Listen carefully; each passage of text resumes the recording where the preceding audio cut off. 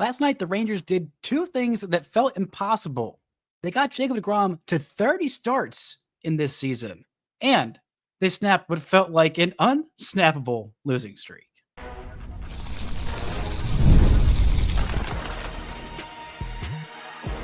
You are Locked On Rangers, your daily Texas Rangers podcast, part of the Locked On Podcast Network, your team every day. You are locked on the Texas Rangers, the first and best daily Rangers podcast. I'm Bryce Paddock, a cripplingly addicted Texas Rangers fan, covering this team for 12 seasons, including all 7 as the founder and host of this podcast. Thank you all so much for making Locked On Rangers your first listen every single day. If not already, you can follow me on Twitter at Bryce Paddock. You can follow the show at Locked On Rangers. Hit subscribe on your favorite podcasting platform and on YouTube, where the best way you can help grow the show is to comment nearly any single thing below. Now, on today's show, we're talking about Jacob deGrom's dominance. What an incredible season this was for him. The offense picking him up just enough in this last start and snapping what felt like the most miserable losing streak I think I've ever seen the Texas Rangers go on. Now, this was a much needed win last night. The Rangers topping the Twins 4-2 in this one. And the way it started, it felt like this could go an entirely different way. Just the fact that Jacob deGrom was on the hill for his 30th start of the season, a goal that he set for himself at the beginning of this year, says, hey, I want to go 30 starts. I think I can do it. I can give you that length, that workload. I am fully healthy, had my normal offseason, recovered from Tommy John surgery. I'm just ready to freaking go. And I think a lot of us thought, 30? Are you sure? 30? That seems like a lot for you. You realize you turned 37 this year, right, Jacob? You realize you haven't made more than 15 since 2021, right? You're sure 30. That seems like a bit much, but he said, no, 30. That's the number I set out for myself before the season. That's the number I'm hitting at the end of the season, and he absolutely did it. He missed just one start all year, and in this one specifically, he was just flat out incredible. I mean, this was Jacob deGrom at his most Jacob deGromness. And I think what was most impressive, not just that he made 30 starts this season, is that the pitch that was by far his third best pitch this year, it ended the year with a negative run value, despite looking incredible this one. His changeup is kind of a lot of what carried him in this one. I mean, the fastball was great, getting a lot of swings and misses and called strikes with that. The slider, it's been incredible all season long. He put a little bit extra chutzpah on that slider in this start, about 1.5 miles per hour harder than he had been throwing it all season long. Averaged nearly 92 with that slider, getting it all the way up there to 93. That is a fast freaking slider. But the changeup, even though he had a couple of pitches in this one that he just kind of yanked that were not competitive, that I think he was maybe overthrowing just a little bit, running for sure on adrenaline. I think the limit for innings was definitely going to be around 5, no matter what. But after giving off that leadoff homer, it looked like this game was going to go a completely different way. But we've seen this from Jacob deGrom before. We saw this in that game against the Dodgers early on this season, where he gave up a leadoff homer, and you thought, oh boy, you're down 1-0 to the Dodgers, and a year up against Yamamoto.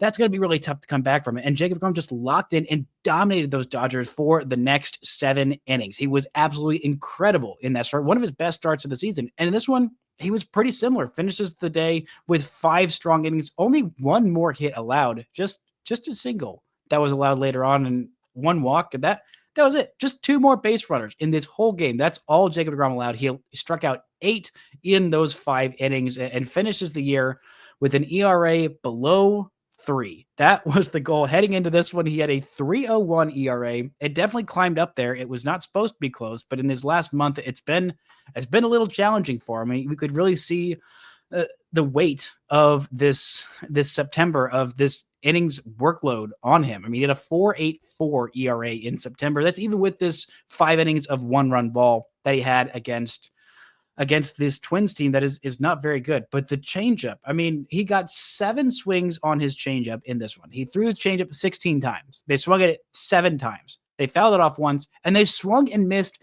every other time at that changeup. That's incredible. They did not make contact with it once out of the zone, and they chased it out of the zone about half the time. It was just a truly an incredible bit of pitching from him. All 3 of those pitches working in concert. Occasionally, throwing in a curveball just for good measure. Only needed 74 pitches, and had this been a contentious game or a game where the Rangers actually had some stake in it, he definitely would have gone longer than just 5 innings pitched in this one. But finishes the year with that 2.97 ERA, just one of 8 pitchers to complete a full season 30 plus starts with a sub 3 ERA in franchise history. And he did it with the lowest whip in franchise history, walks plus hits per innings pitched.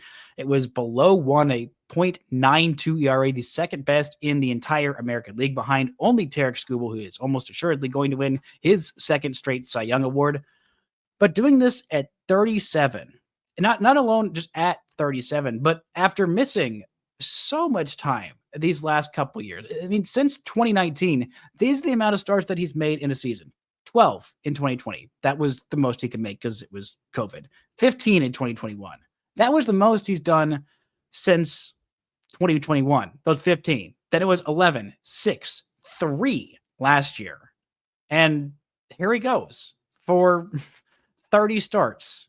Exactly the goal he set out for himself, and that is exactly what he accomplished. 172 and 2/3 innings, by far leading this Texas Rangers staff, which is not, I don't think what anybody expected heading into this season. I mean, it's more than 20 more than Patrick Corbin, who will probably get the final start of this season, I'm assuming, unless they want to just throw Jacob Latz out there for one last start for good measure. I don't know exactly what they're going to do, but I know what I saw from Jacob deGrom this season and in this game of just locking in and barreling down these hitters. I mean, even the home run that he gave up was not a bad pitch. I mean, Byron Buxton is an incredible hitter. I mean, truly an exceptional hitter with some really, really loud and long home runs.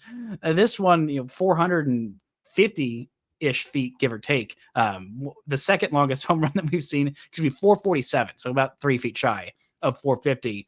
And I believe he hit one 460, 470 off the Rangers in Minnesota. Just, I think maybe one of the longest home runs I've ever seen outside of, Nomar Mazara's absolute skyscraping homer back at the ballpark in Arlington, and same with some Joey Gallo moonshots that were, about that far. But it's the longest homer I've seen in quite some time. And just seeing him lock in and just lock down this Twins lineup, which, is not that great. I mean, coming back and striking out Byron Buxton the next time that he faced him.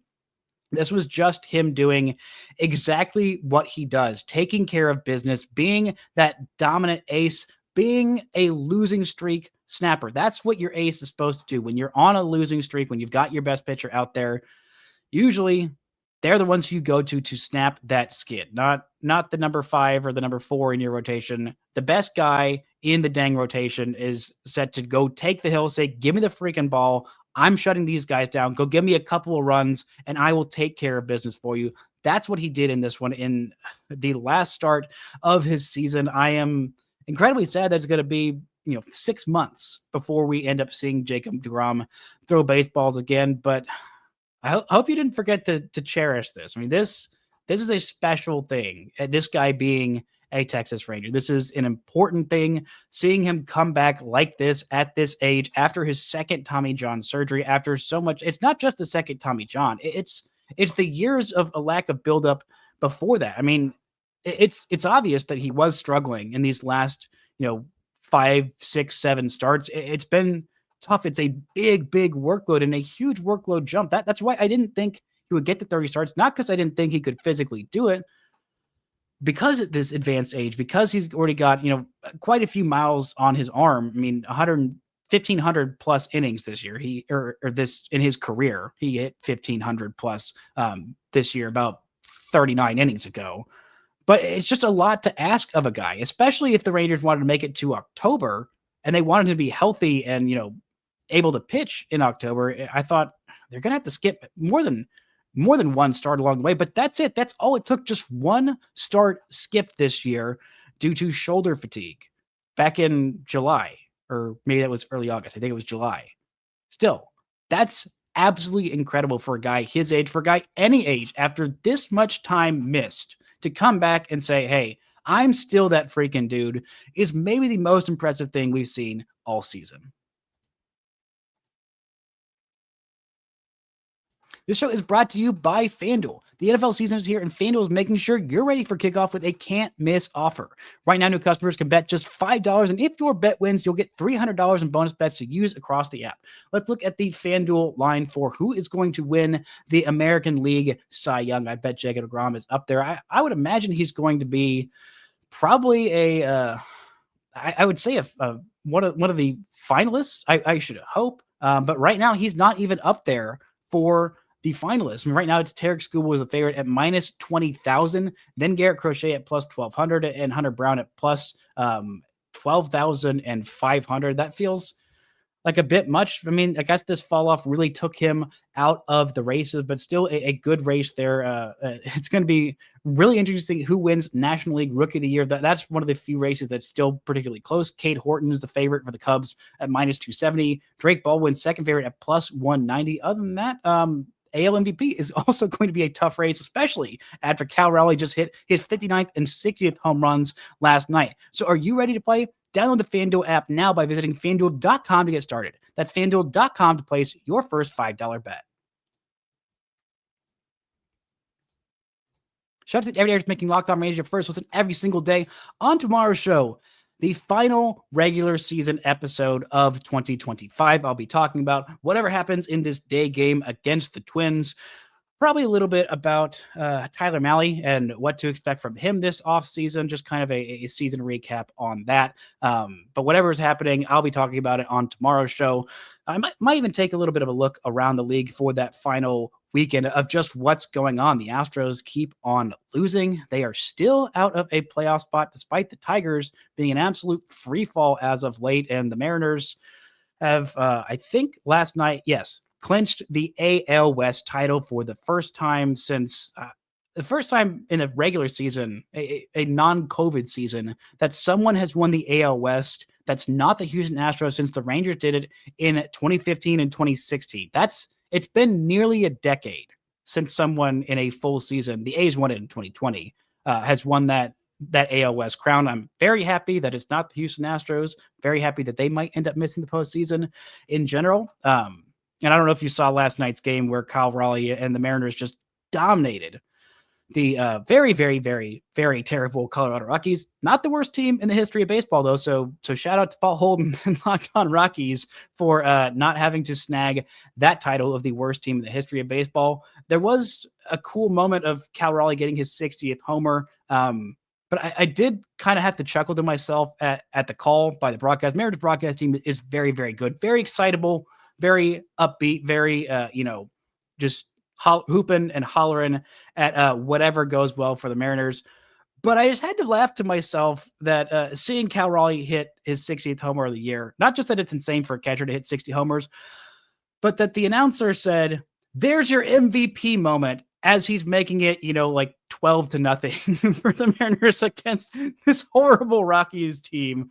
That just a nice little, cherry on top homer. I mean, 60 homers is insane. Don't get me wrong. 60 homers by a catcher feels like 120, but he's had some other MVP moments that I don't think, game padding homer against the horrible Rockies team is necessarily his MVP moment. But overall, I wanted to talk about Jacob deGrom's season. I mean, the fact that he has gotten to this milestone, and one of the things that they were talking about on the broadcast last night is just that I could live on the baseball reference page of Jacob deGrom. I have at times lived, taken up permanent residence on Jacob deGrom's baseball reference page. But they're talking about Jacob deGrom's worst seasons. And if he didn't get that ERA down below 3, he has only had an ERA above 3 times in his now 12-year career. He did it once with a 3.04 ERA in 2016. That was the third worst ERA of his career. He didn't get any All-Star votes that year. He had 150 innings, just barely, but still made 24 starts at 3.04 ERA. That's one of the worst starts of his career. The second worst ERA of his career, that was when he only made 11 starts back in 2022 after coming off of that long layoff in 2021 where he was absolutely dominant. That was a 3.08 ERA. Just barely north of 3 and only 64 innings. So, I mean, really I think 2 more shutout innings, and that ERA is below 3 again. And the worst ERA he's ever had in a season was back in 2017. He was 29 years old, made 31 starts that year, and he had a 3.53 ERA. 3.53. That's the worst in his career. Even you include, there's no small sample sizes like, oh yeah, no, we had one year where, he first came up and made 3 starts and had a, 5.5 or 4.5 ERA. No, he has never had an ERA above 3.53. And in that year, he made 31 starts. He pitched over 200 innings. He struck out 239 batters that year, and he finished 8th in the Cy Young. His worst ever ERA year, he finished 8th in the Cy Young. That's insane. That's truly insane. The worst year of his career, he's still putting up a 4-win season. That's crazy to me. Absolutely crazy. Also, the fact that he only is worth 2.9 baseball reference for the season, despite having a sub-3 ERA, making 30 starts, 170 plus innings, and striking out 185. That's at least a 3.5 win season in my book, by my calculation of WAR. And that's about what Fangraphs has his WAR at this year. Usually I prefer baseball reference WAR to Fangraphs WAR because Fangraphs uses more stats that I feel are more hypothetical. But all that to say, I mean, this guy is just phenomenal. I mean, the only real, bummer of his season is the home run ball. That's something that I think he's definitely, angry at himself with. This is the second most homers he's given up in a season. And the year that he had that 3.5 ERA, he had a little bit of a problem with the home run ball. 28 home runs that year. He's got 26 allowed this year. He had never allowed more than 20 in a season outside of those two. He had 19 back in 2019. He only allowed 10 homers in his first Cy Young season back in 2018. That was when he had a 1.7 ERA. I mean, this guy has just been unfathomable levels of dominance this year and in his career. I mean, it is just truly phenomenal. And he did it this year while dialing back the fastball in terms of the velocity from where it was back at its peak in 2021 and 2022. It's a little faster than it was last year at 97.5 miles an hour. It was at 97.3 last year. So just up a little bit. But I mean, the swings and misses, the walk rate, the strikeout rate, the extension still great. The chase rate's still great.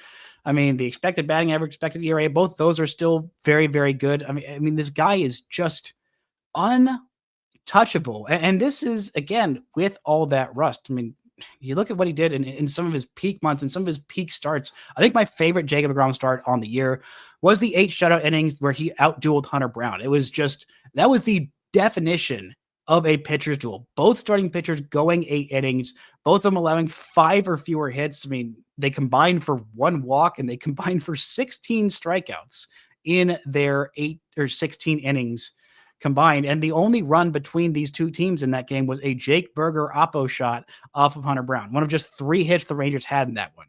And Jacob deGrom did his thing. Sean Armstrong shut the door down just a couple of days after a truly not great performance. Actually, no, that was a different outing against the Astros where Sean Armstrong had his one bad start of the year. But still, the fact that Jacob deGrom is able to pull out performances like that, I mean, I go back and I think about his starts against Baltimore where he was just absolutely dominant. Those 7 innings of 1-hit ball in Baltimore. I mean, thinking about what he did to the Nationals, 7 shutout innings there. Thinking about what he did in New York in that series where the Rangers really needed some wins there, and they unfortunately weren't able to get it, where he went 7 innings of 2-run ball there. I mean, just so many different outings, especially against the A's. I mean, the A's couldn't do anything against him this year, and he made 4 starts against them, including that one where the offense finally woke up and did something on April 29th, where they scored 15 runs for him, and he only needed 65 pitches to get through 6 shutout innings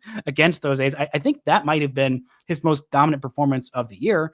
And he only went 6 innings because he had to sit down for so much time because the Rangers just couldn't stop scoring runs in that game that they said, well, you got a 15-run lead. Let's go ahead and yank you out of this ball game. And that ended up being that in that game. I mean, this is just such an incredible season for Jacob deGrom. And it makes me excited for next year. It makes me excited for what they can do with him next year. If we can see him finally make a postseason start in a Texas Rangers uniform. And I'll be honest, it makes me a little disappointed too, because, the whole thing about 2024 and the thing about a lot of 2023 is like, well, you don't have a healthy Jacob deGrom. Wait till this team gets a healthy Jacob deGrom. Surely if you have, Jacob deGrom at the top of your rotation, and then a bunch of guys who were all, at least pretty solid all throughout it, let alone what Evo was doing this year, and then you waste it, it is an incredible missed opportunity for this season, for this team, for this franchise to have one of the best seasons from any starting pitcher in franchise history.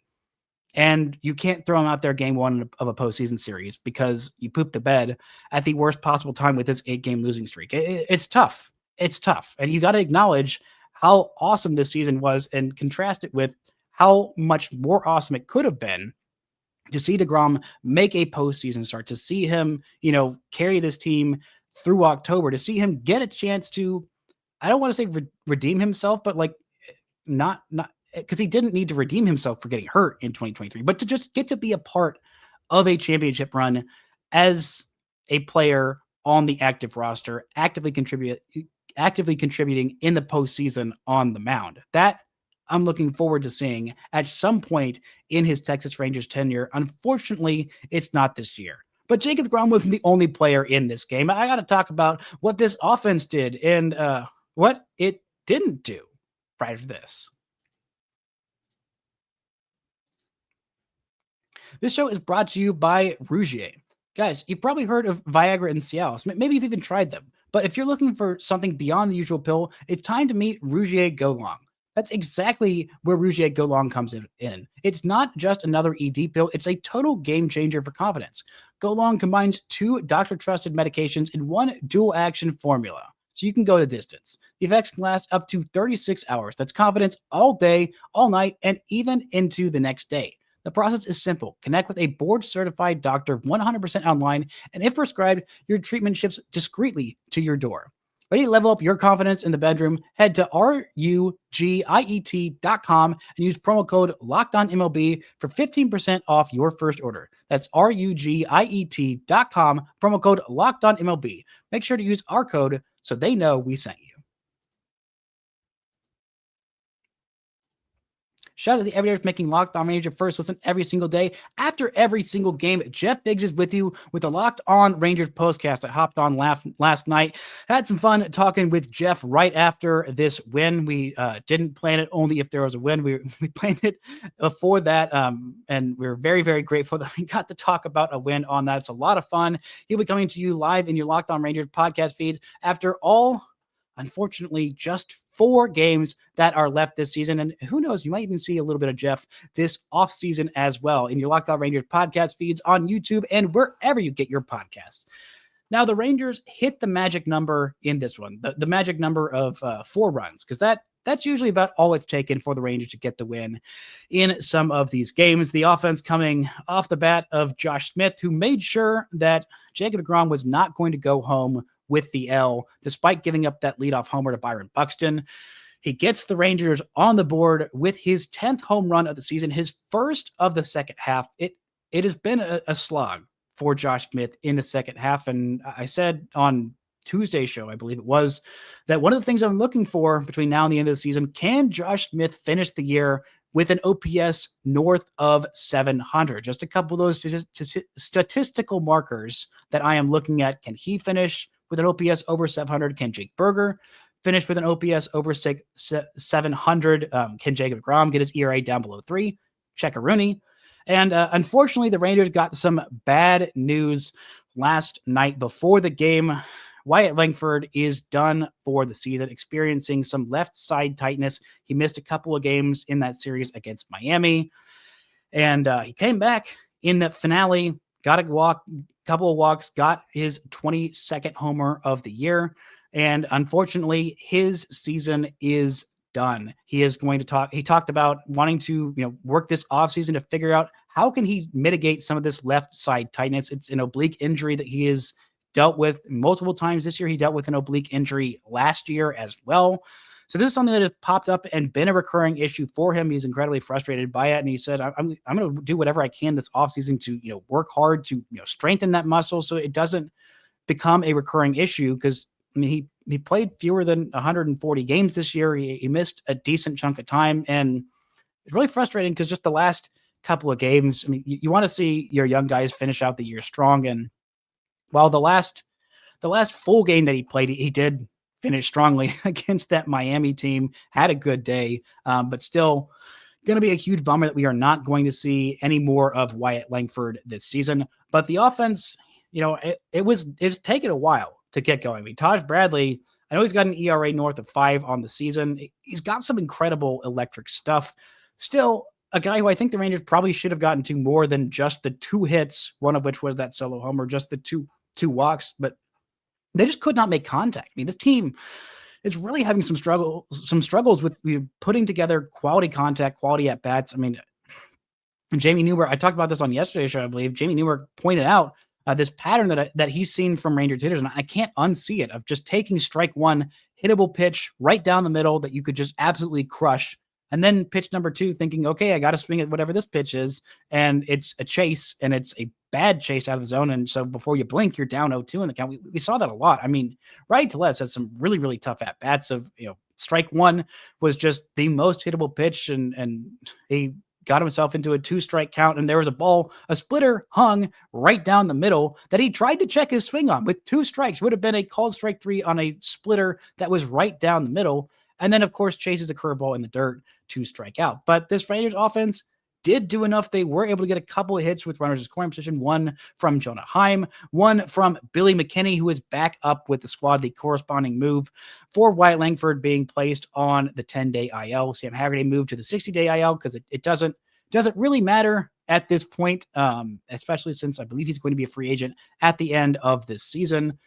So just put him on the 60-day IL, make a 40-man spot. It's pretty easy to do if you're not coming back at any point this season. Then just throw him on the 60-day, because it literally does not matter. But Billy McKinney coming up in a big spot. I tweeted out a picture of Pete Delkus from Channel 8 WFAA. Whenever from a couple years ago there was a misprint in the forecast and saying it was 100,000 degrees in McKinney, and he's like, "Oh my gosh, everybody in McKinney is dead."